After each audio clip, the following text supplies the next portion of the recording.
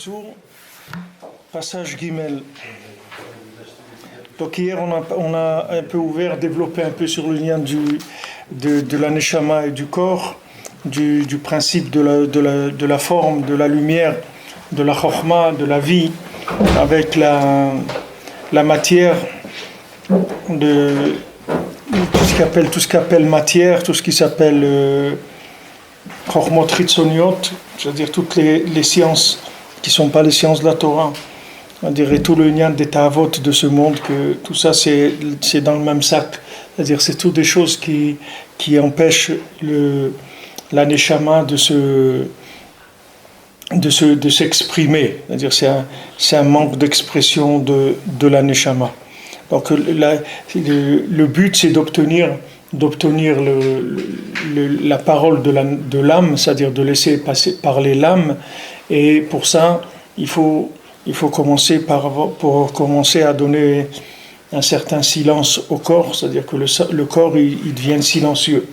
Maintenant, quand on dit le corps devient silencieux, c'est dans tous les domaines, c'est-à-dire que ce soit dans la philosophie, dans la science, dans tout ce qui est chokhmot de ce monde, tout ce qui est connaissances et sciences de ce monde, tout ça s'appelle des connaissances du corps.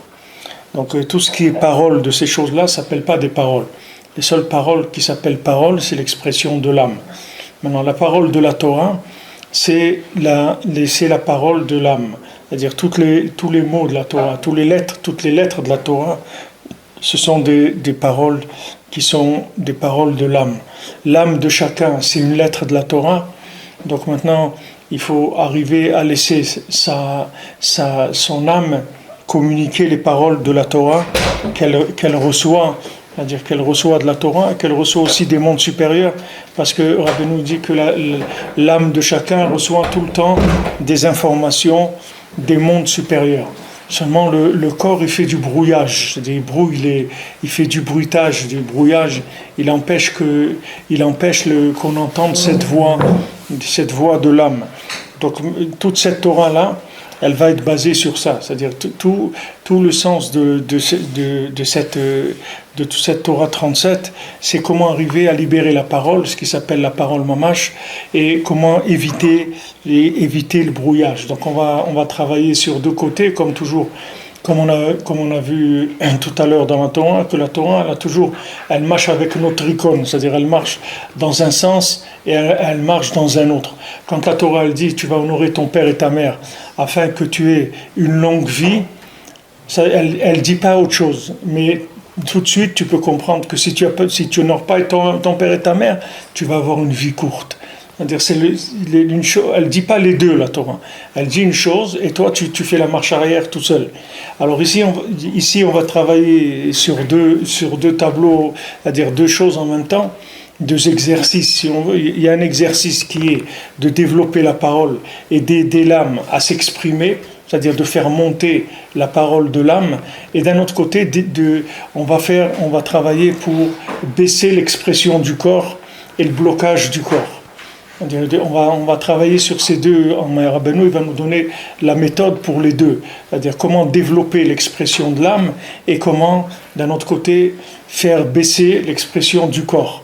Puisque que chez Zekam, chez Zénophel, d'accord, comme on a vu, Rabbeinu il a dit que quand Yaakov il s'exprime, Esav il se tait, quand Esav il parle, alors Yaakov il se tait.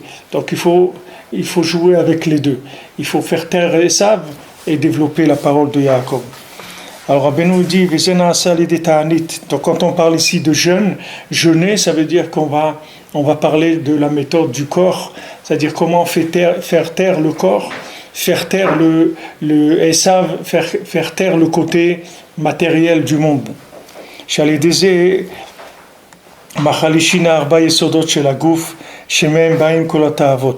Donc maintenant, quand on va jeûner, on va faire baisser, on va affaiblir les 4 éléments qu'il y a dans le corps et d'où viennent toutes les ta'avot.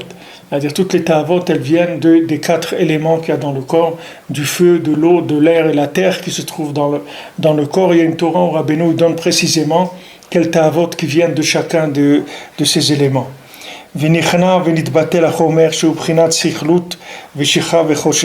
Donc à ce moment-là, quand on fait baisser l'origine de toute la matière, c'est-à-dire de tout ce qui entraîne le pouvoir de la matière, puisque le pouvoir de la matière, il vient de ces quatre yesodot-là, de ces quatre éléments, puisqu'il y a quatre malchuyot de Sitra Achara, c'est-à-dire il y a quatre pouvoirs négatifs. Ces quatre pouvoirs négatifs, ils sont installés sur le feu, l'eau, l'air et la terre, c'est-à-dire c'est ça qui donne les quatre pouvoirs négatifs.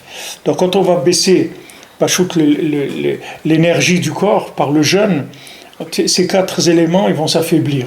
Ils vont complètement s'affaiblir. Comme on a dit hier, le chidouche que Rabbeinu l'a amené par rapport à l'Aïdbodedut, c'est qu'il a dit que les maasés, l'Aïdbodedut, c'est quelque chose qui est tellement puissant pour l'expression de la parole qu'il n'y a plus besoin du tout de tenir compte du corps. Il va tout de suite s'abaisser. Il n'y a pas besoin d'avoir les deux méthodes. Avant, on était obligé de passer par les deux. C'est-à-dire qu'il fallait faire si on veut de l'attaque physique, c'est-à-dire il fallait attaquer le corps, mamash, comme Rabbeinu l'a fait, qui jeûnait de Shabbat en Shabbat. Il jeûnait beaucoup. Combien de tzadikim, ils jeûnaient 40 jours, ils jeûnaient beaucoup. Avant, les gens, ils jeûnaient énormément. Parce qu'il n'y avait pas le choix, c'est-à-dire le corps, il fallait l'affaiblir. Il fallait l'affaiblir pour laisser l'âme s'exprimer. Quand Rabbeinu il a découvert l'Aïdbodedut, lui-même il a dit qu'il n'aurait pas abîmé son corps avec des jeûnes. C'est-à-dire que Rabbeinu il a amené une méthode qui va complètement mettre de côté cette chose-là. Mais Kamova, que chacun, quand il n'est pas encore dans l'Aïdbodedut comme il faut, c'est-à-dire, même s'il fait 1 heure d'Aïdbodedut, même si on fait 2 ou 3 par jour, mais si quelqu'un il n'a pas réalisé ce que c'est l'Aïdbodedut, il n'a fait pas comme il faut, il aura besoin aussi d'un travail sur le corps, tant qu'il n'aura pas vraiment intégré la voda de l'Aïdbodedut. C'est pour ça que dans la tfila, on verra dans les mefarshim, on verra un petit peu dans les mefarshim, mais ici, si vous voulez faire la tfila, vous avez la tfila de Rabbi Nathan, elle est à la fin de la brochure. Vous verrez que ça va être difficile de donner une ligne de conduite par rapport au jeûne, c'est-à-dire combien jeûner, comment jeûner, etc. Maintenant, on ne peut pas dire aux gens non plus de ne pas jeûner du tout, c'est-à-dire d'arrêter de jeûner, parce qu'il y a des gens qui ont besoin de jeûner, parce qu'ils sont encore dans un niveau qui est très très animal, ils ont besoin d'attaquer le corps mamash, parce qu'ils ne sont pas encore au niveau de pouvoir fonctionner au niveau de la parole. Comme quelqu'un qui sait pas parler. Quelqu'un qui sait pas parler, il est obligé de faire des gestes avec son corps. Il n'a pas le choix, il sait pas parler. Alors, comme quelqu'un vient dans un pays, il ne parle pas la langue, il commence à bouger ses mains ou à montrer des choses, etc. Parce qu'il n'a pas de dibour.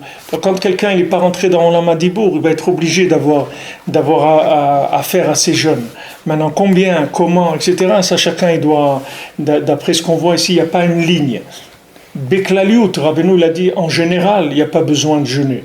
Mais dans tout ce que Rabbeinu l'a dit, il faut faire attention dans quel contexte Rabbeinu il parle. C'est-à-dire souvent, des gens ils disent oui, mais Rabbi Nachman il a dit il ne faut pas jeûner. Mais à qui il a parlé ? Il a parlé à quelqu'un Rabbi Nachman il a dit qu'il faut faire Aïdbodedut aussi. C'est-à-dire tu peux pas ne pas jeûner et tu fais pas Aïdbodedut, parce que là tu vas te trouver à marcher à 4 pattes après. C'est si tu fais pas ni ça ni ça. C'est-à-dire au moins si tu n'as pas la parole, au moins tu attaques le corps. Qu'est-ce que tu vas faire ?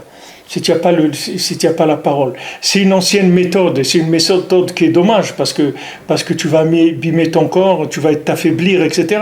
C'est dommage d'utiliser ça. Mais si tu n'as pas encore la maturité de comprendre qu'est-ce que c'est l'Aïdbodedut, c'est-à-dire pour rentrer dedans, tu vas avoir besoin un peu de ta'anit. En tout cas, tous les jeunes qui sont fixés déjà par les Chachamim, ça c'est sûr qu'il faut les faire. Tous les jeunes qui sont Tsum Gedalia, Sarah Betevet, Ta'anit Esther, Sheva Asar Betamuz, Tisha B'Av, Yom Kippour, c'est sûr, mais tous ces jeunes-là qui ont été fixés par les Chachamim, ça c'est sûr qu'il faut les faire. Ou si quelqu'un, Shem Mishpor, il a perdu ses parents le jour de l'anniversaire de la mort de ses parents, de faire jeûner. En tout cas, quand il y a une occasion, c'est écrit comme ça dans la Massorette de Breslev, il dit quand il y a une occasion de faire un jeûne, alors les Breslevers, ils attrapaient ça comme quelqu'un qui a trouvé un bon gâteau et il va manger un bon gâteau. C'est-à-dire, il dit, enfin il y a un jeûne, on peut l'attraper On n'a pas peur de tomber sous interdiction de Rabbeinu, c'est-à-dire qu'il ne voulait pas qu'on fasse des jeûnes. Puisque maintenant il y a une occasion, il y a un Yortzeit ou il y a quelque chose, alors on attrape, on prend le truc en marche. Alors c'est deux méthodes, mais il ne faut pas se tromper d'où on se trouve. Parce que Rabbeinu, quand il parle, il parle à tous les niveaux. Donc quand si quelqu'un il veut vraiment sortir du Ta'anit, alors il faut qu'il rentre dans la Hitbodedut. Maintenant il y a des Ta'anit qui sont aussi, il y a des jeûnes qui ne sont pas un jeûne de pas manger pendant 24 heures. Maintenant, même quelqu'un se retient de manger quelque chose, ça s'appelle un jeûne aussi. C'est pas obligé que ça soit quelque chose de toute la journée. C'est-à-dire, c'est pas obligé. Quelqu'un, par exemple, il a l'habitude de boire un verre de vin quand il mange à midi. Maintenant, il ne le boit pas. Il a envie de le boire. Il fait un effort, il ne le boit pas. Ça aussi, ça s'appelle un jeûne. C'est-à-dire, ça s'appelle retenir les instincts du corps. Maintenant, pendant cette période-là qui s'appelle des Shovavim, alors à Breslev, ils ont l'habitude de lundi et jeudi de ne pas manger quelque chose qui vient du Chai, c'est-à-dire quelque chose qui ne vient pas de l'animal pendant les Shovavim, c'est-à-dire pendant le lundi et jeudi, c'est-à-dire tout ce qui est produit de l'animal, ils ne mangent pas, c'est-à-dire tout ce qui est lait, beurre, fromage, des œufs, de la viande, du poulet, tout ça ils ne mangent pas.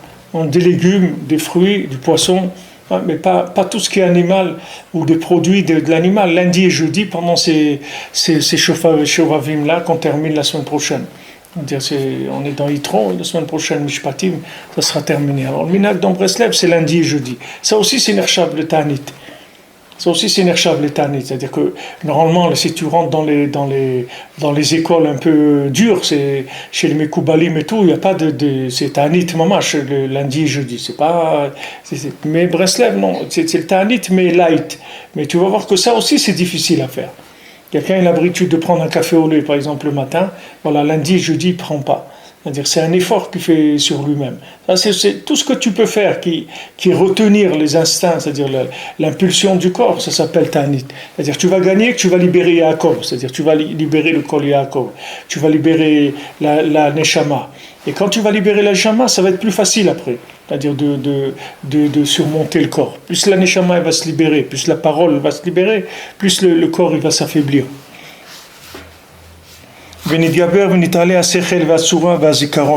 Alors quand maintenant le corps diminue, l'obscurité diminue, alors il va y avoir une élévation, un renforcement de l'esprit, de la forme et de la mémoire.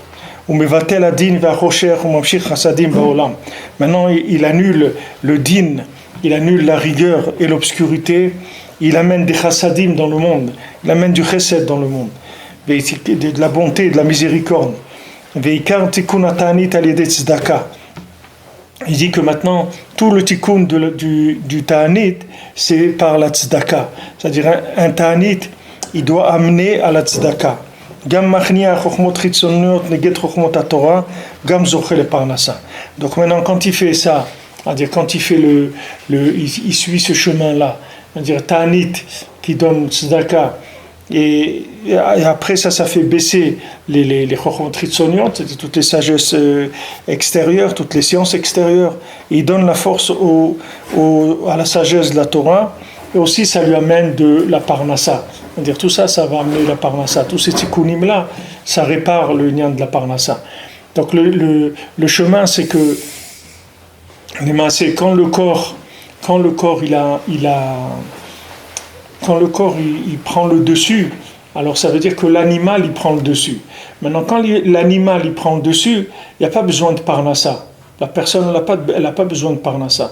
Parce que la notion de parnassa, c'est pas quand on parle quand on parle d'une vache par exemple, on ne dit pas qu'une vache elle a trouvé une parnassa. On ne dit pas ça, c'est-à-dire c'est pas une expression, on ne dit pas une vache elle a une parnassa. Parce que la vache ça s'appelle pas parnassa. La vache elle a trouvé à manger, c'est tout. Mais c'est pas une parnassa, parce que la notion de parnassa, c'est un chibour de l'âme, c'est un lien entre l'âme et le corps. C'est ça qui s'appelle parnassa.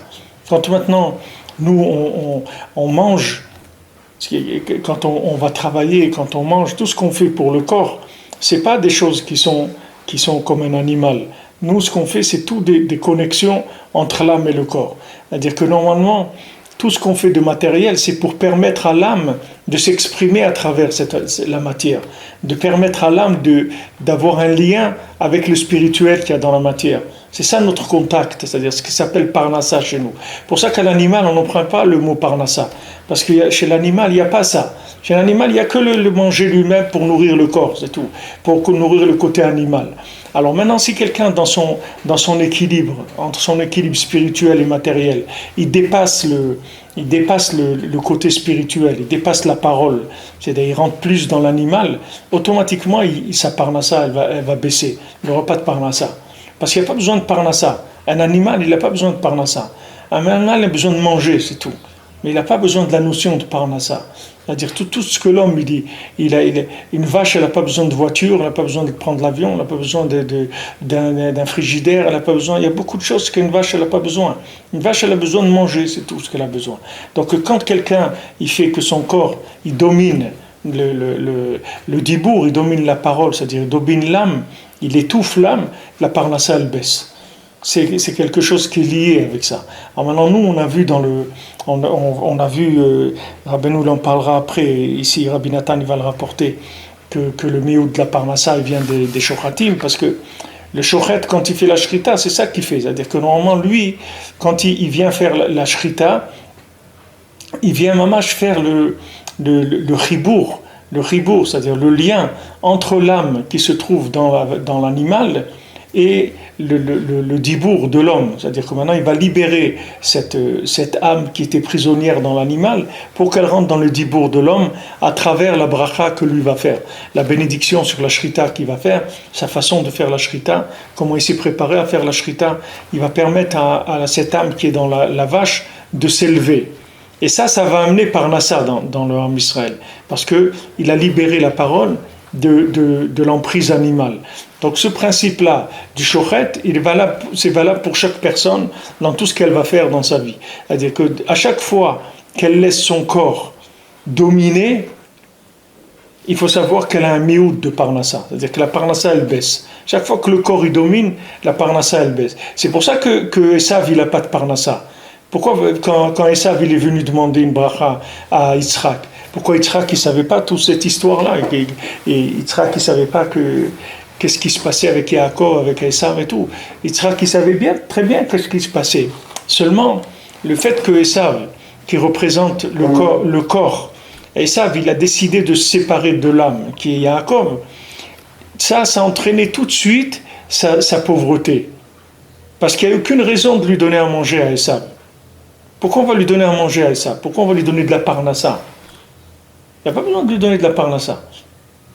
Parce que la parnassa, c'est par rapport à l'âme, c'est pas par rapport au corps. Donc maintenant, tu as décidé d'être qu'un corps. Esav, c'est-à-dire tu t'es séparé de ton frère qui est le dibour, la parole. Donc sache que tu n'as pas de bracha. Il n'y a pas de bracha. Il dit, mais quoi, tu n'as pas laissé une bracha pour moi? Il dit, il n'y a pas de bracha pour toi. Moi, je ne peux pas te donner une bracha. Parce que le mot bracha, ça veut dire tu fais descendre des énergies spirituelles dans le monde et tu les mets en contact avec la matière. C'est ça la bracha.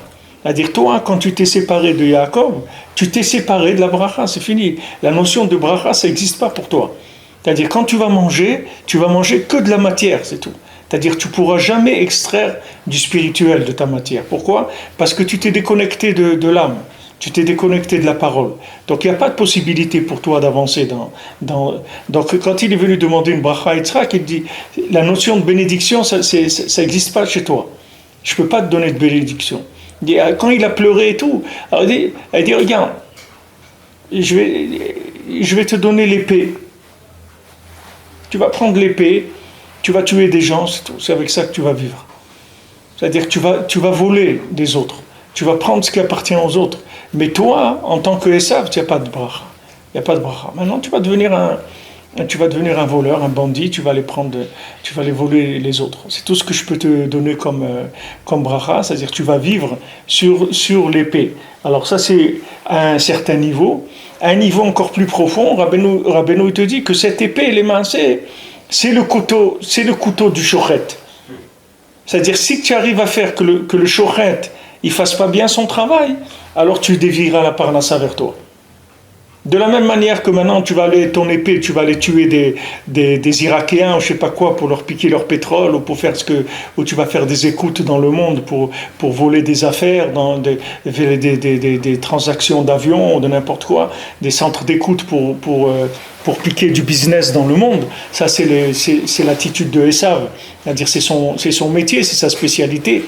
À chaque fois, vous voyez des scandales, il y avait des tables d'écoute américaines en Allemagne, un truc au Parlement, truc. Ils sont toujours en train d'écouter tout, des trucs et tout. Ils ont des bureaux, des immeubles, ils ont d'écoute.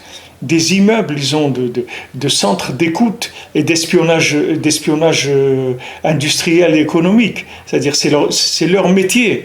Leur métier, c'est ça, c'est-à-dire qu'ils écoutent tout ce qui se passe dans le monde, dans toutes les transactions qu'il y a dans le monde, ils écoutent tout, le maximum qu'ils peuvent, en tout cas. C'est des chiffres, j'avais vu un article il y a quelques années, je crois qu'ils ont 50 000 personnes qui travaillent dans cet espionnage industriel et économique. Parce qu'ils vivent de ça, il n'a pas de bracha et ça. Il ne peut que piquer les choses des autres, c'est tout ce qu'il peut faire. Mais lui, il ne peut pas recevoir d'en haut. Il peut prendre que ce qu'il y a d'en bas, que ce qui est arrivé en bas pour les autres. Alors lui, il le récupère, c'est tout.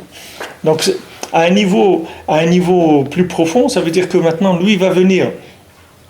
Il va attaquer le couteau de la shrita, c'est-à-dire il va attaquer le shochet, il va faire en sorte que le shochet il fasse pas bien la shrita ou qu'il y ait des problèmes de cacheroute, ou il va empêcher même, il va essayer d'interdire la shrita, etc. pour pouvoir, lui il vit de ça, lui va vivre de ça. Maintenant encore à un niveau plus avancé encore, il va empêcher la parole de sortir, c'est-à-dire il va étouffer la parole. Il va empêcher les gens de s'exprimer avec la parole. C'est-à-dire, il va empêcher l'âme de s'exprimer. Ça aussi, c'est comme ça qu'il pourra prendre la parnassa des gens. Donc, à chacune de ces étapes-là, vous le retrouverez et vous verrez qu'il est là pour empêcher l'expression de l'âme, pour empêcher l'expression pour empêcher l'abattage rituel qui se fasse comme il faut, pour empêcher les gens de travailler normalement. Il va venir, il va les espionner, il va essayer de les devancer, etc. Tout ça, c'est le siman de l'épée. C'est-à-dire, c'est son épée, il a que ça pour sa parnassa.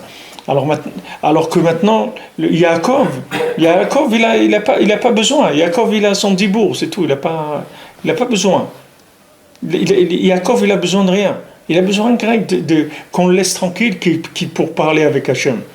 Et maintenant, tous les Yaakov, c'est-à-dire tout le Ham Israël, qui triment pour la Parnassa, c'est que parce que c'est des Talmidim de Esav, c'est tout. Parce qu'ils sont devenus des élèves de la Yeshiva de Esav, c'est tout. Mais si quelqu'un il sort de la Yeshiva de Esav et rentre de la Yeshiva de Yaakov, il n'y a aucune raison que sa Parnassa ne soit pas facile. Il n'y a pas de raison. Dès que quelqu'un il sort d'Égypte, la manne, elle descend tout de suite. Il n'y a plus besoin. Maintenant, quelqu'un il veut rester en Égypte, il va travailler dur. Il va travailler très dur. Parce qu'il est resté un Talmid de Esav.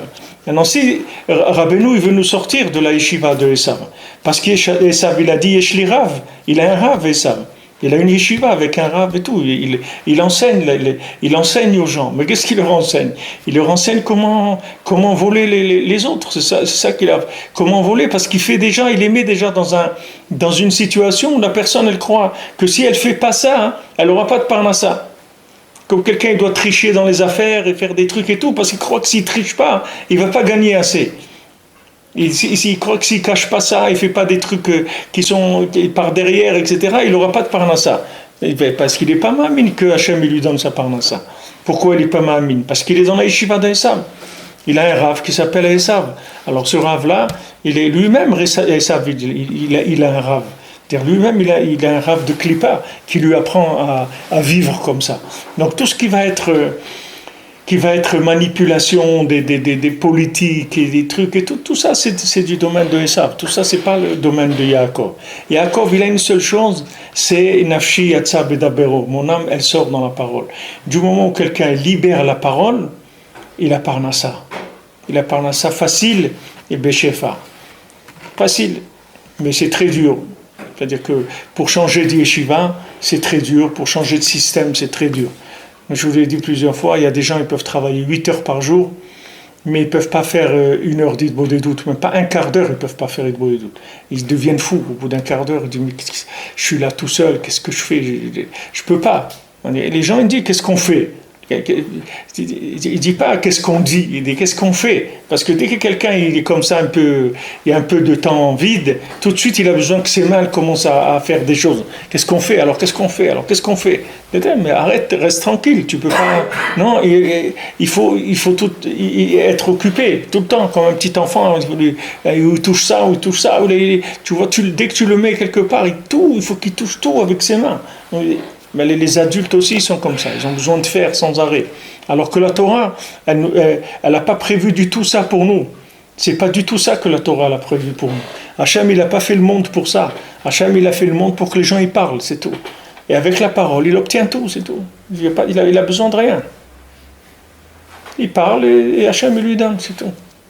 C'est-à-dire que le fait qu'il libère la parole, ça même, c'est la bracha de la parnassa.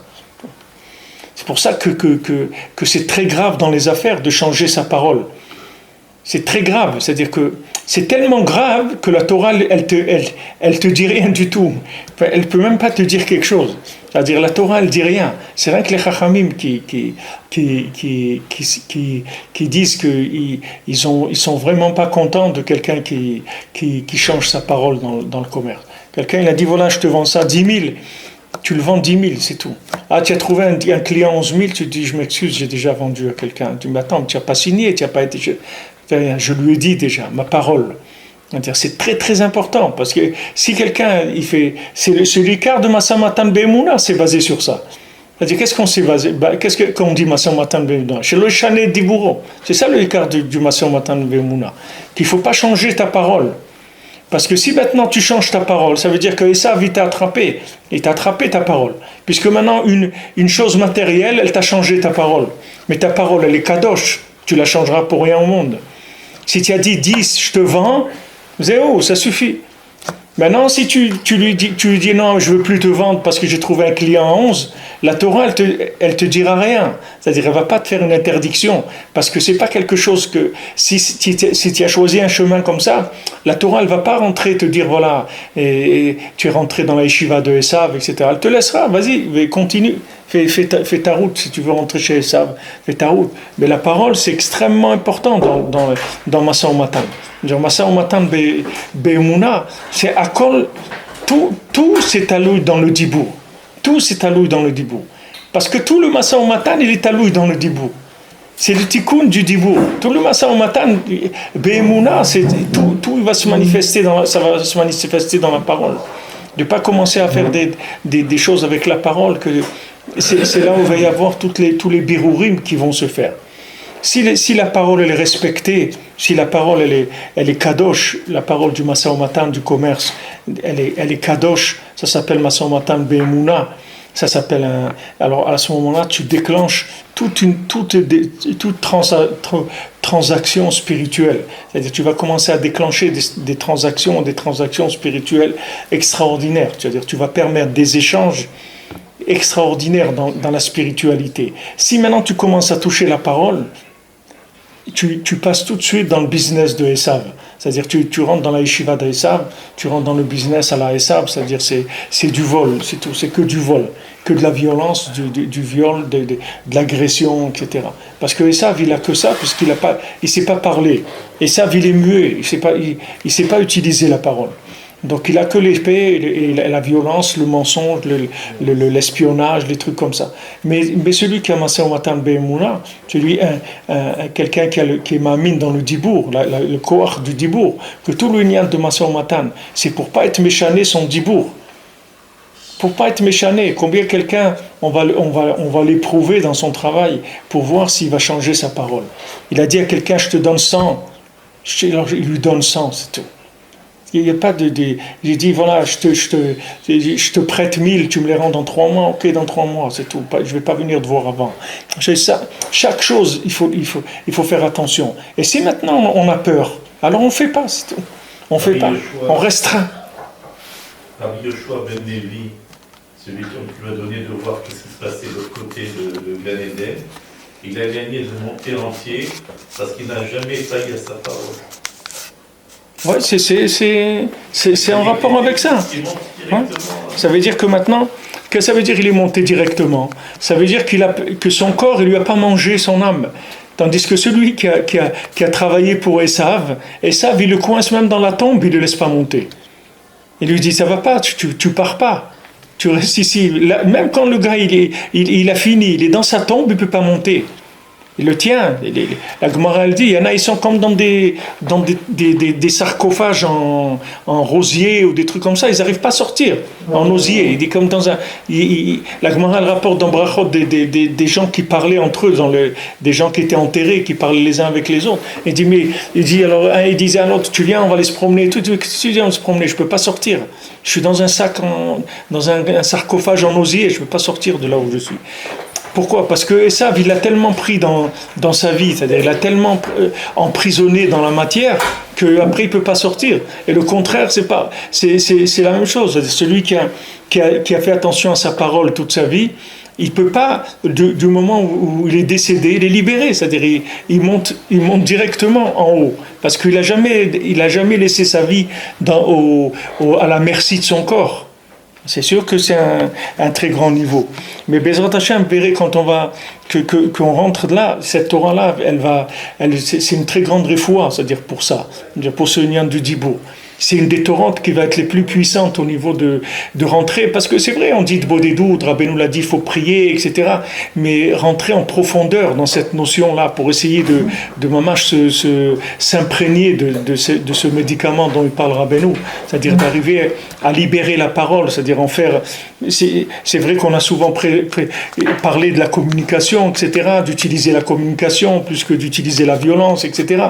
Mais ici, c'est un autre niveau complètement que Rabbeinu il parle. C'est-à-dire, il rentre dans un niveau de révélation de la puissance de la parole, de la qualité de la parole, qui est autre complètement que ce qu'on a pu traiter jusqu'à aujourd'hui. Ici, il parle mamash de la libération de l'âme à travers la parole, que la parole, c'est le véhicule de l'âme. C'est pour ça qu'il faut faire attention, et il faut la respecter, il faut l'honorer, et il faut lui donner tous les pouvoirs qu'on peut. Parce que mamash, c'est l'expression de l'âme. Et ne pas respecter sa parole, ça veut dire ne pas respecter son âme et l'empêcher de s'exprimer. Et quelqu'un qui empêche son âme de s'exprimer, c'est un animal, c'est tout.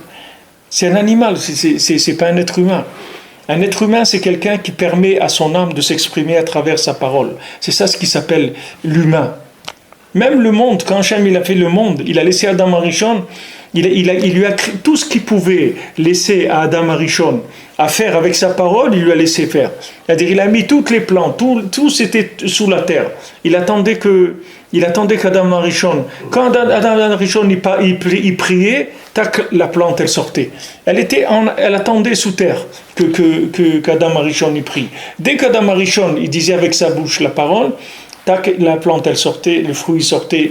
Parce que Hachem il a voulu lui montrer que lui aussi c'était un créateur. Comme il a dit, qu'est-ce que je fais moi? Moi j'ai créé le monde avec ma parole. Vous aussi vous soyez des créateurs avec votre parole. Vous soyez des créateurs avec votre parole. C'est ça que je veux. Quand tu dis l'âme, tu dis la neshama? Oui. L'âme en hébreu ça se traduit par neshama. Alors le neshama avec tous les niveaux, on a parlé de tous les niveaux de la neshama, depuis le nefesh jusqu'à yechida, c'est-à-dire tous les niveaux qu'il y a dans la neshama. Maintenant, quand quelqu'un il a pris conscience de ça, que sa parole elle peut tout lui amener, alors il va changer de vie. Maintenant, pourquoi les gens ne croient pas dans la parole? Pourquoi les gens ne croient pas? Quand tu leur dis ça, tu dis aux gens, il faut prier pour la parnassa, etc. Qu'est-ce que ça veut dire prier? J'ai prié pour la parnassa, voilà, j'ai fait la paracha de la manne, j'ai fait ça et tout. Je ne vois pas que j'ai une parnassa, une bonne parnassa, etc. Pourquoi maintenant la personne ne croit pas dans la puissance du dibour par rapport à la puissance de la parole par rapport à ce qu'il faut faire? C'est parce que les gens, ils connaissent des langages qui sont des langages animaux, pas des langages du Bnei Adam. S'ils avaient entendu un homme parler dans leur vie, ils auraient su qu'est-ce que c'est la parole. Mais ils n'ont jamais entendu un homme parler. Tous les gens qu'ils ont entendus, c'est des gens qui aboient, ce n'est pas des gens qui parlent.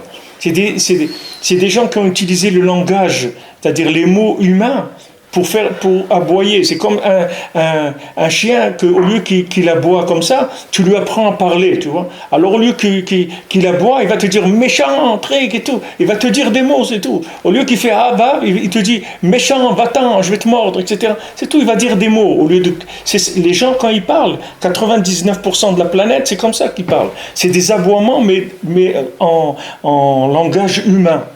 Alors maintenant, quand tu dis à quelqu'un avec ça, tu vas obtenir la parnassa, la kdusha, tout, il te dit mais t'es fou, je peux pas. Parce que lui, il croit que c'est ça le langage. Il croit que le dibour de la tfila, c'est ça. Mais c'est pas ça le dibour de la tfila. Pour ça que Rabbeinu, quand il te dit va faire une bodédou, il te dit calme-toi d'abord. Reste tranquille. Laisse ton corps se décanter. Calme ton corps. Qui parle plus. Rends-le silencieux d'abord. Arrête les soucis de la banque, les soucis de ça, les soucis de l'autre. Arrête que le corps il se calme. Une fois que le corps il s'est calmé complètement, maintenant tu vas voir que ton âme, elle va commencer à parler. Mais tant que tu parles avec ton corps, ou tu parles avec des notes que tu as faites, qui sont des notes qui te viennent de ton intellectuel, de ton intellect, c'est ton corps, c'est la même chose. Ton intellect, c'est ton corps, mais en vapeur, c'est la même chose. Il y a le corps en viande et il y a le corps en pensée. L'intellect, c'est le corps, mais en pensée. Alors si tu notes et tu vas commencer à faire marcher ton sechel dans la Hitbod des doutes, tous les gens qui se sont plaints sur la Hitbod des doutes, qu'ils n'arrivent pas à faire Hitbod des doutes, toujours les Breslevers, ils leur ont donné toujours la même réponse. Même Rabbeinu, il a donné cette réponse-là. À dire, parce que tu parles avec ta tête, tu ne parles pas avec ton cœur. Quand tu parles avec ta tête, c'est Esav. Et Esav, il est muet. Donc tu ne peux pas parler. C'est normal que tu ne peux pas parler. Et ce n'est pas des prières que tu fais. C'est de l'expression de ton cerveau, de l'intellect. Mais si tu laissais ton esprit s'exprimer, ton esprit, c'est-à-dire ton âme, alors tu verrais qu'est-ce que c'est de la parole. Et avec ça, tu peux tout obtenir d'Hachem. Mais il faut que tu parles. Pourquoi maintenant toutes les tfilotes qui font les gens dans le monde, comme on a vu dans la paracha, là, dans la paracha Titro, pourquoi Hachem il a dit que la Vodazara, c'est quelque chose, pourquoi il appelle Acherim, pourquoi on appelle Acherim, d'autres, Elohim Acherim, d'autres dieux, parce qu'il dit que c'est des dieux étrangers, même pour ceux qui les servent. Même pour ceux qui les servent, c'est-à-dire que maintenant, tu aurais pu croire que si quelqu'un il se fabrique une petite statue, il commence à se prosterner devant cette statue, après il va devenir copain avec elle, ils vont commencer à faire quelque chose. Tu dis non. Il est dit Acherim, Elohim Acherim, sache que cette statue-là, elle sera toujours étrangère à toi. Jamais tu auras un lien avec. Ce lien-là, il est complètement imaginaire, il n'existe pas. Tu ne pourras pas faire de lien avec une statue. Donc laisse tomber, parce que tu n'établiras jamais un lien avec elle. Donc ça s'appelle comme on dit, un langage de sourd, mais c'est plutôt un langage de muet. Ce n'est pas un langage de sourd. Un langage de muet, c'est-à-dire que les gens ne parlent pas. Ils aboient, c'est des expressions du corps. Donc les gens, alors quand tu leur dis, ça c'est la prière, quand tu dis voilà la parole, lui il regarde ça. Mais il faut d'abord que tu lui dises, tu ne sais pas ce que c'est parler. Tu ne sais pas ce que c'est parler. La même chose que maintenant tu veux parler avec quelqu'un, tu veux parler avec un enfant, tu veux parler avec ta femme, tu veux parler avec un ami. La première chose que tu dois faire si tu veux parler avec lui, c'est de te taire. Parce que si tu commences à parler, Bichlal, tu ne vas pas parler avec lui. Tu vas faire comme quelqu'un il a dit à son fils de venir faire une partie de tennis ou je sais pas quoi. Quelqu'un j'ai rencontré cette semaine, j'ai dit à mon fils, viens faire une partie de tennis. Il dit pourquoi tu veux que j'aille? Je fais à l'ordinateur, moi je joue au tennis à l'ordinateur. Il n'y a personne qui m'embête, je joue comme je veux, je gagne tout le temps. J'ai pas de problème. Qu'est-ce que tu veux faire du tennis? Tu comprends? Pourquoi tu veux qu'il a joué sur un terrain, se fatiguer avec une raquette et tout, il a un écran devant lui, il manipule les choses, etc. Alors comment tu as une discussion avec quelqu'un comme ça? C'est pas une discussion, c'est des échanges d'ordinateurs, tu comprends? C'est deux ordinateurs qui communiquent. Alors il y a des idées qui s'affrontent, tac, tac, tac, tac, tac. Et elles commencent un il envoie, l'autre il envoie, mais c'est pas des discussions bichlal. Si tu veux commencer à discuter, le siman, c'est que d'abord tu te tais. D'abord on se tait. D'abord, on crée une atmosphère où le cœur il va commencer un petit peu à se ramollir et à s'ouvrir. Une fois que maintenant l'atmosphère elle est en place, à ce moment-là, tu vas voir que tu vas rentrer dans des paroles et tu ne vas pas avoir peur de parler. Et tu ne vas pas avoir peur d'entendre aussi ce que tu vas entendre. Et tu n'auras pas peur de t'exprimer, tu vas dire des choses. Et ces choses-là, elles vont être entendues et ça va faire avancer, etc. Mais si maintenant, quand tu viens parler, tu veux tout de suite venir amener ce que tu veux dire, ben ça ne marche pas. Ça ne marche pas, ce n'est pas de la communication. C'est du ESAB, c'est des autotamponneuses, ce n'est pas de la communication.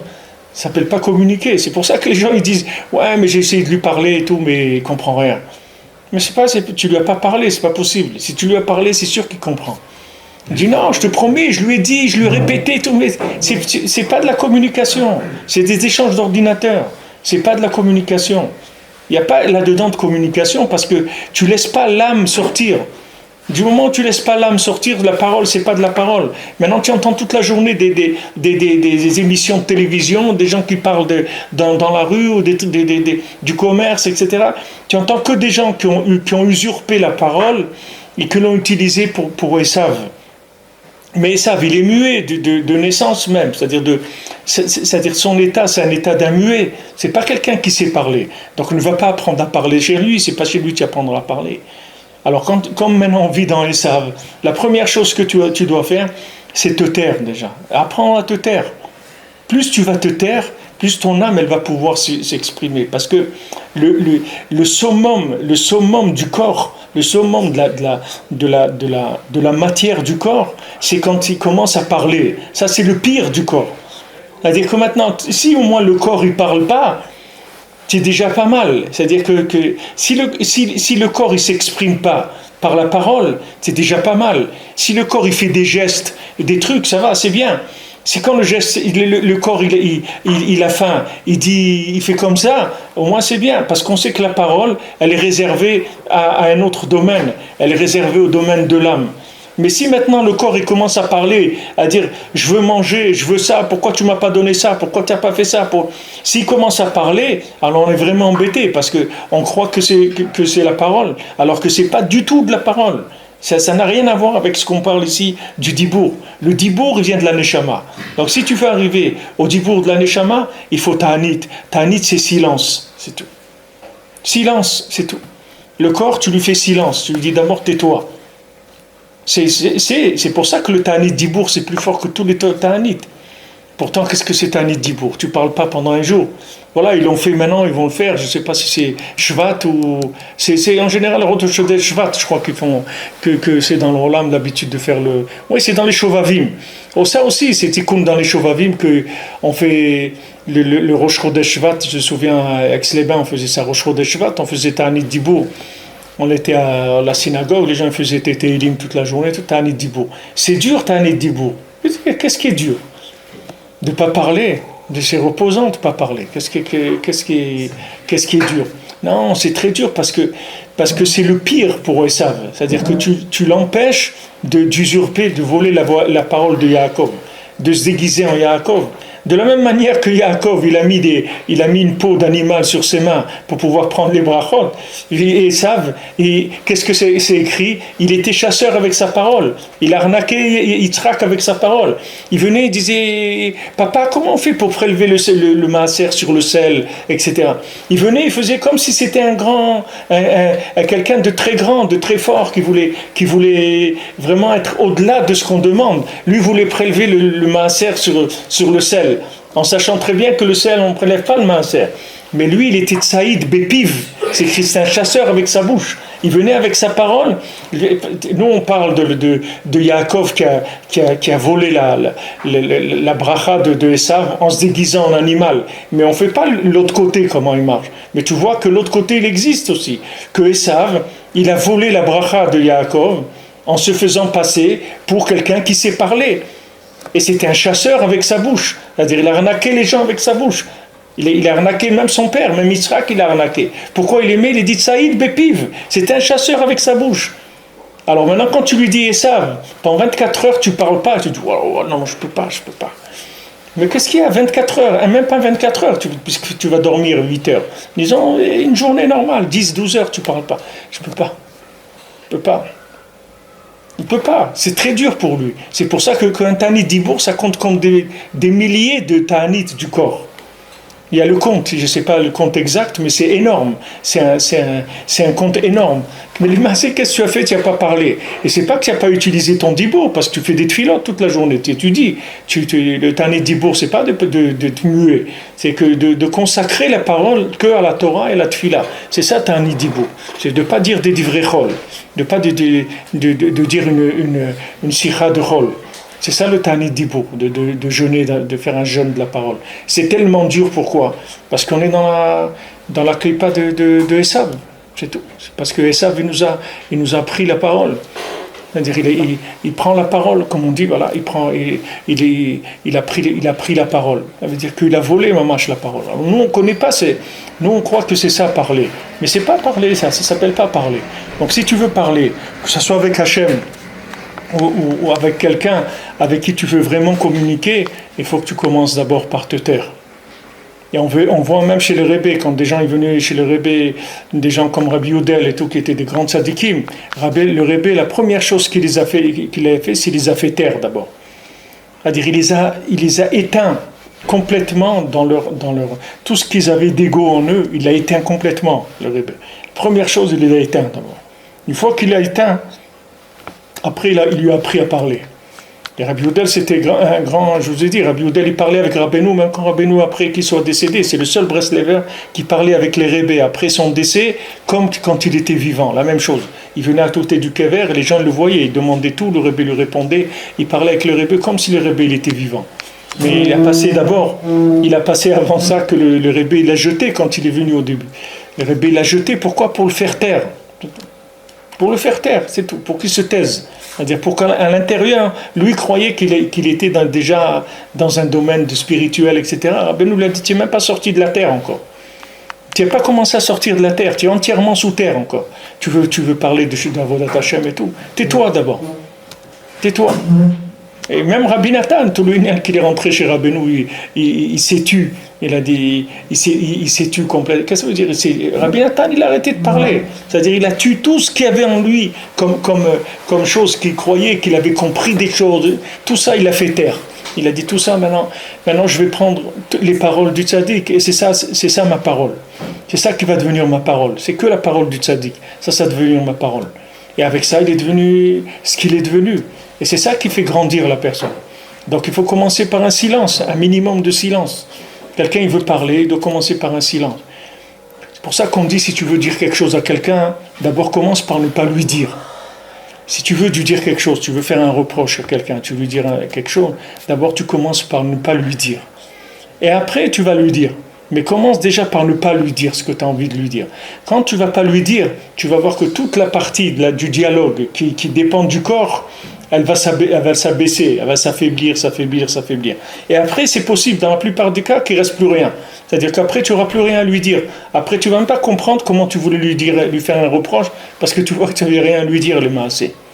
Combien de fois quand on allait chez les Breslever avant, on venait chez eux, que ce soit chez Rav Levi Yitzhak ou Rav Shmuel Shapira, tu voulais lui dire des choses, lui poser des questions et tout, tu arrivais chez lui, tu n'avais plus de questions. Tout ce que tu avais noté sur un pinkas et tout, tu te rendais compte que tout, ça n'existait plus tout ça. Pourquoi? Parce que ce n'était pas des vraies paroles. C'est pas des vraies paroles, c'est des trucs avec ta tête que tu as réfléchi comme ça, c'est-à-dire c'est des émanations du corps. Donc quand ces émanations du corps, tu les as amenées dans un monde de gens qui parlent, tu t'es senti complètement étranger. C'est-à-dire tu as vu que ces paroles, c'était bichlal, pas des paroles. Alors le monde entier est muet, les maassés.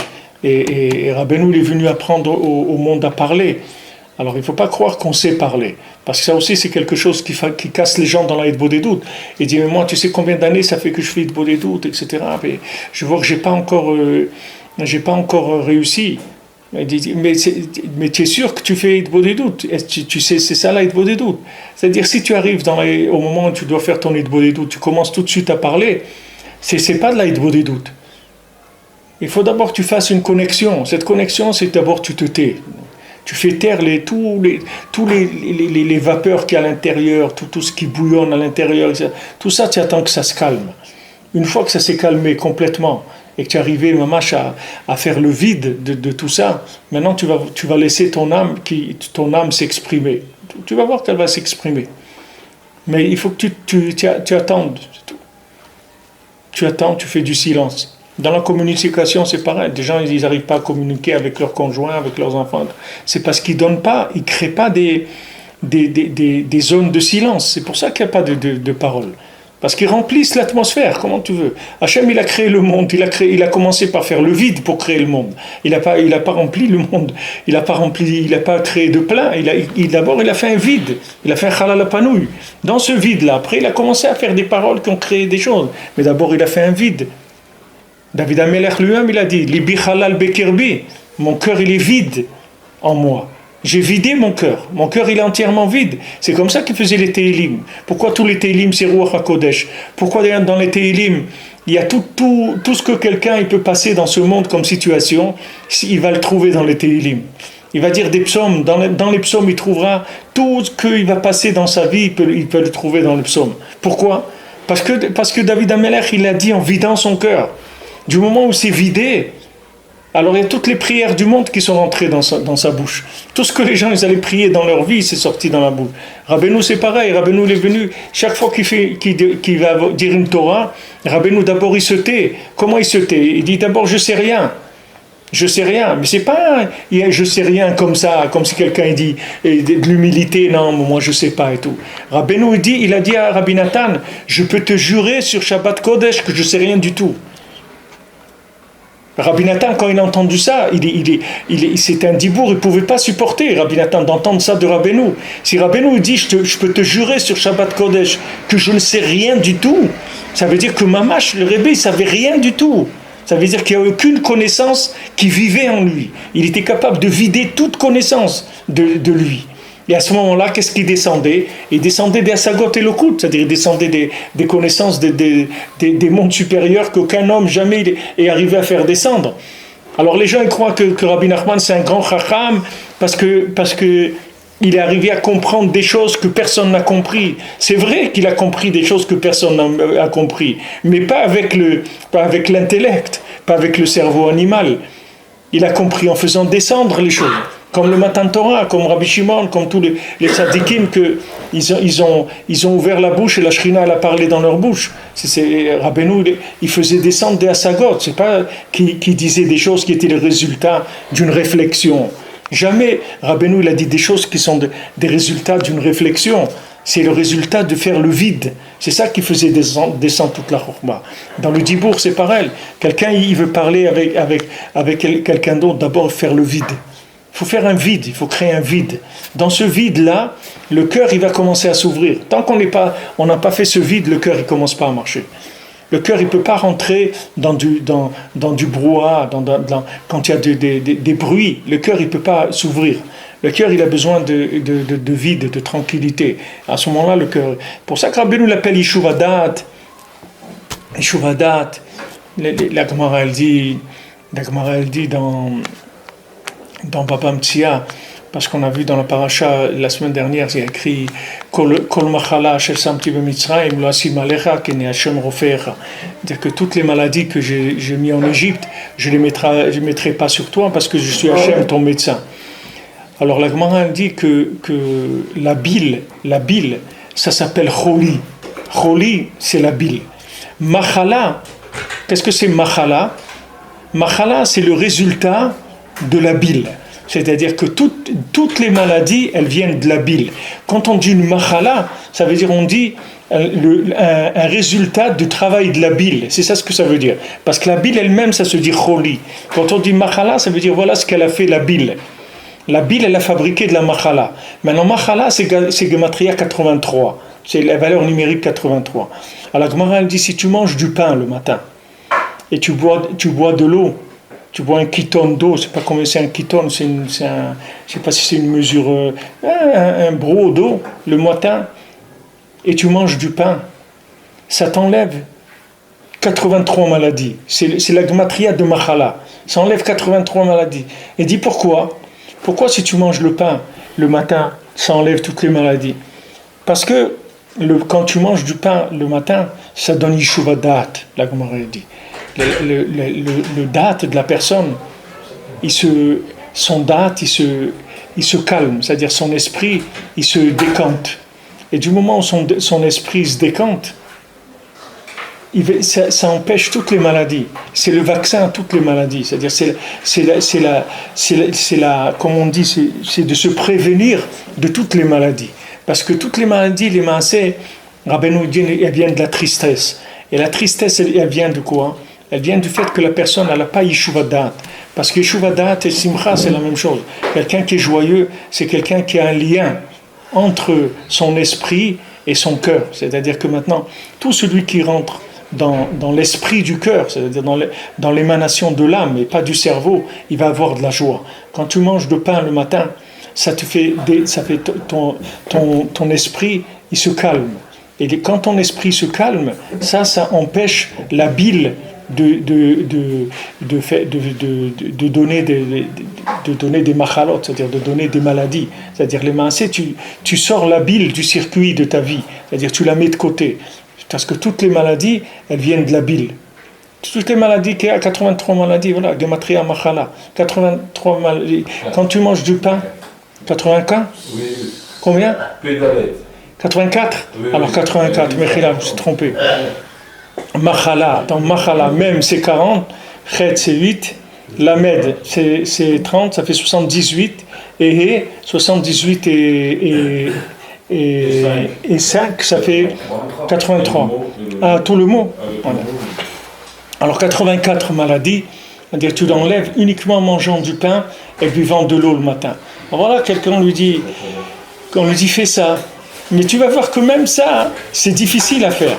Parce que ce travail-là de manger du pain et de boire de l'eau le matin, c'est déjà un travail de silence par rapport. Le Yeshuva Da'at, c'est le silence du corps. Elle le dit la Gemara là-bas. Elle dit parce que maintenant, si maintenant tu manges du pain et tu bois de l'eau le matin, ton corps il va se calmer. C'est-à-dire tu vas pas commencer à avoir l'esprit troublé. Parce que l'esprit troublé, il vient du fait que la personne le matin n'est pas rassasiée. Maintenant, qu'est-ce qui rassasie? C'est le pain, c'est tout. Et ça a dû être libéré, venez rassasier votre cœur. Le pain, il rassasie le cœur. C'est-à-dire que quand tu manges du pain, ça rassasie ton cœur, c'est-à-dire ça donne mamash une connexion avec la vie. Et tu vas voir que les gens le matin, ils vont arriver à manger beaucoup de choses, mais pas du pain. Alors que c'est le contraire, ne mange rien du pain, c'est tout. Si tu n'as pas envie de manger des choses, ne mange pas. Mange du pain avec du thé ou du café ou de l'eau, ce que tu veux. Mais ne mange pas, tu n'as pas besoin de manger d'autres choses si tu veux pas. Si tu veux, tu peux manger aussi d'autres choses. Mais le hikar, c'est que tu manges du pain. Le matin, il faut que tu fasses motzi. Quand tu fais motzi, les maaseh, tu vas te soigner de toutes les maladies. Voilà, les gens ils disent comment on fait. Voilà, toutes les maladies. Kola machala. Machala, ça veut dire ce qu'elle produit, la bile. La bile, c'est choli, elle produit machala. C'est-à-dire, c'est elle qui produit toutes les maladies. En mangeant du pain le matin, ça y est, pourquoi? Parce que tu as décanté, tu as calmé. C'est la même chose que l'Hitbodedut. Rabbeinu dit, il appelle Hitbodedut, c'est quoi Hitbodedut? C'est s'isoler. Il y a des gens en anglais, je ne sais pas aujourd'hui, mais il y a 25 ans, quand j'avais vu un livre en anglais, il traduisait l'Hitbodedut par méditation. Mais les maaseh Hitbodedut, ce n'est pas de la méditation, c'est un dialogue. Mais là où il a raison dans ce mot méditation, c'est que c'est la préparation la Hitbodedut. C'est-à-dire que maintenant, avant de commencer à parler, pourquoi Rabbeinu dit Hitbodedut, c'est l'Hitboded, c'est-à-dire c'est sortir, c'est-à-dire de s'isoler. Pourquoi s'isoler? Puisque le but c'est de parler, c'est pas une de s'isoler. Rabbeinu, il pouvait faire Hitbodedut quand il était au milieu des gens, parce que Rabbeinu, il n'entendait rien du tout de ce que les gens lui disaient. Rabbeinu, il pouvait en même temps étudier et parler avec quelqu'un, ça ne le dérangeait pas. Rabbeinu pouvait en même temps avoir des assagotes, et en même temps, il pouvait discuter avec quelqu'un, parce que c'est d'autres façons de fonctionner. Mais nous, si on est au milieu des gens et tout, il y a des colottes qui circulent. Même l'endroit, Rabbeinu dit, où il y a des gens toute la journée, si par exemple tu as les clés d'un centre commercial, c'est pas là-bas où il fallait faire Hitbodedut, parce que dans ce centre commercial, il y a des milliers de pensées qui tournent dans l'endroit. Donc ça va te déranger dans la Hitbodedut. Alors Ben nous dit sors d'abord décante, d'abord sors. Du moment où tu vas décanter ton intellect qui s'appelle Esav, les maaseh, qui est le résultat de Esav, ton intellect il va se calmer. Une fois que ton intellect il va se calmer, tu vas voir que ton cœur il va commencer à s'exprimer. Au moins tu vas l'écouter déjà, tu vas être à l'écoute de ton cœur il va commencer à s'exprimer, il va commencer à dire des choses à Hachem. Nafshi yatsa bedabero, ça y est, ton nefesh, il va commencer un petit peu à parler, à s'exprimer. Donc Rabbeinu, il appelle la Hitboedut, Yishuvadat, il l'appelle aussi Retzonot et Kisufim, c'est-à-dire vouloir déjà. Et après Dibour, le Dibour c'est vraiment c'est la finalisation du travail. C'est pas avec ça qu'on commence. C'est-à-dire quand quelqu'un il vient faire Hitboedut, il dit bon voilà, comme un fils il vient demander à son père, il rentre, il dit papa, j'ai besoin de 50. 50 quoi? Des 50. Non, mais j'ai besoin de 50. Vite, j'ai besoin de 50. 50 quoi? Eh ben, 50 trucs, 50 euros, 50 shekels. Ah bon?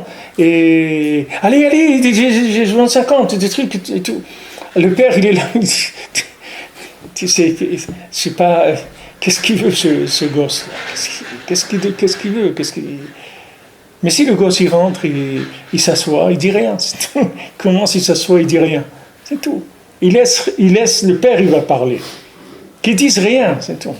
Il le laisse, qu'il vient et se met devant, même s'il veut quelque chose de son père. La meilleure manière de l'obtenir, c'est que tu commences par rien dire du tout. D'abord, tu te tais. Tu rentres, tu t'assois devant ton père, tu te tais, tu dis rien. Et maintenant, ton père, il est peut-être occupé, tu dis rien. Tu es là, c'est tout. Maintenant, à un moment, il va remarquer que tu es là, il va voir que tu es là. Et si tu restes un certain temps, lui-même, il va te parler. Il va te dire, comment ça va, etc. Non, ouais, ça va, bon, le truc, tout va bien. Alors, qu'est-ce que ça a donné, ce que tu as fait, voilà, tu vas commencer. Une fois que maintenant, tu es rentré dans un temps, et après tu dis, je voulais te demander, tu n'as pas 50 trucs, etc. Tu vas voir qu'il n'y a pas de problème. Mais pourquoi? Parce que ça, c'est venu après toute une préparation. Mais Hachem, il te dit la même chose. Qu'est-ce que tu viens de te demander des choses comme ça? Qu'est-ce que tu viens de demander des choses? On dirait que je sers à quoi? Juste à ce que tu viens prendre des choses. Mais ça, c'est Esav. C'est Ishmaël. C'est ça, ils viennent prendre de chez moi. Ils prennent ses paroles, l'autre ils font avec ça, ses mains. Mais ils prennent de chez moi. Il n'y a personne qui vient essayer de parler avec moi, essayer d'établir un lien. Alors, je voudrais d'abord que tu sois avec moi. Déjà, sois avec moi. Et David Ameller, c'est ce qu'il faisait. Quand Hachem lui dit, qu'est-ce que tu veux? Il disait, je veux rien. Mais quoi? Qu'est-ce que tu veux, David? Il ne veut rien du tout. Il ne veut rien. C'est tout. Alors, de ce je veux rien là, il a fait l'Ibbi Halal Bet Kirbi, tous les dibourim du monde, ils sont descendus dans sa bouche. Par ce rien là. C'est-à-dire le fait qu'il ne demandait rien. Il devenait rien, il devenait un récipient pour faire passer toutes les tfilotes du monde. C'est-à-dire c'est tout du roi HaKodesh, tout le Teilim. C'est pour ça que Rabbeinu te dit que le Teilim, ça ouvre tout. Parce que toutes les paroles du monde, elles sont déjà dedans. Il suffit juste de mettre ton cœur. Rabbeinu te dit que quand tu fais le Teilim, il faut juste que tu te positionnes comme quelqu'un qui va lire un texte, que c'est son âme qui l'a écrite.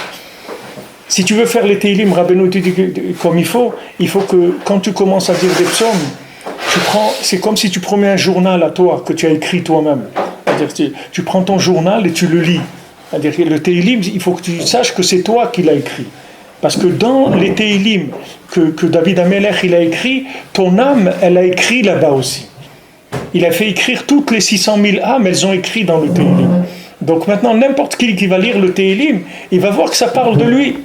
Comme le Likutei Moharan, dans la Torah, c'est pareil. Ou le Likutei Tfilot de Rabbi Nathan. C'est-à-dire, quand tu vas lire le Likutei Moharan, tu dis, mais attends, mais ça, c'est moi ce qu'il dit là. Mais c'est ce que je cherche, mais c'est normal. Parce que quand lui, il a dit la Torah, tu étais là-bas aussi. Rabbeinu l'a dit, quand je dis la Torah, je dis avec les 600 000 âmes du Ham Israël. Ceux qui sont là aujourd'hui, ceux qui ne sont pas là, ceux qui sont déjà nés, ceux qui sont déjà morts, ceux qui ne sont pas encore nés, tous ils ont participé à cette Torah. Donc tu es dans la Torah. Tout ça, c'est parce que le tzaddik, il était capable de faire le vide total au moment où il disait la Torah, que Mamash, il ne savait rien du tout, absolument rien. C'est-à-dire qu'il n'y a aucune emprise de Esav dans sa Torah. Aucune emprise de ce Rav de Klippa dans la Torah de Rabbeinu. Donc tout le monde est présent. Donc, tout le monde peut s'identifier sans problème.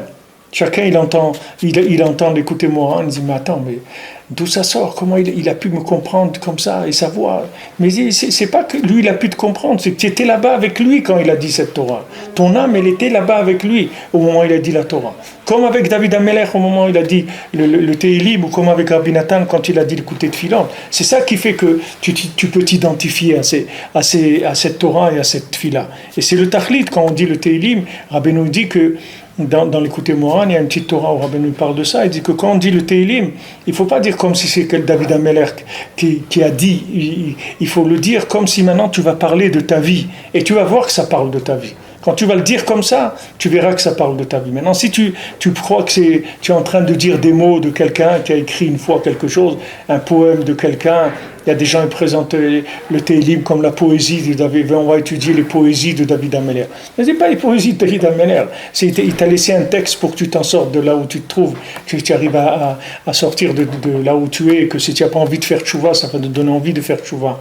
Si tu as envie de faire tchouva, tu as trouvé la porte.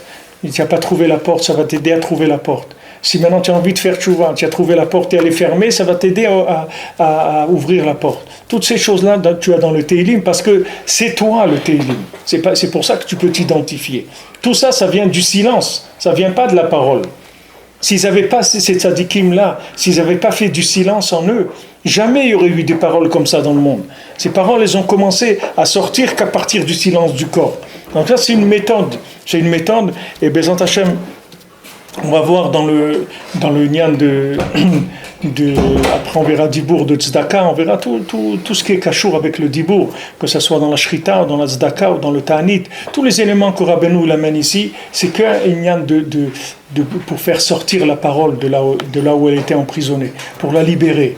Ça ne peut pas dire que maintenant c'est une parole qui va sortir, ça veut dire c'est mamash la façon de parler, c'est-à-dire c'est de rentrer dans le monde de l'expression de l'âme, qu'on ne sait pas ce que c'est. Les gens ils sont mitpaël qui voient des autistes, des trucs communiquer avec des claviers et s'exprimer, et ils te disent voilà. Moi je peux parler parce que j'ai pas de corps, mon corps il marche pas, donc je peux parler. Donc tu vois que l'autiste il parle. Pourquoi il peut parler? Et tu vois que ces paroles elles sont profondes, elles sont sensées, elles voient loin, etc. Parce qu'il n'a pas de corps, c'est tout. Donc Esav il rentre pas dans son dibour. C'est pas un dibour de Esav, c'est un dibour de Yaakov. Mais seulement il a fallu qu'il arrive à un truc tel, un tel handicap pour pouvoir parler. Mais nous Rabbeinu avec la Hitbo des doutes, il t'amène à arriver doucement, et si tu le prends la méthode comme il faut, comme Rabbeinu dit de le faire, tu arrives à mamash à cette expression de la Neshama. Une fois que tu arrives à l'expression de la Neshama, comme on verra à la fin, tu metaken tout, tu répares tout avec ça. Un dibour, tu répares tout. Vidbatlu kol adimin, dit Rabbi Nathan, amen ken yiratson.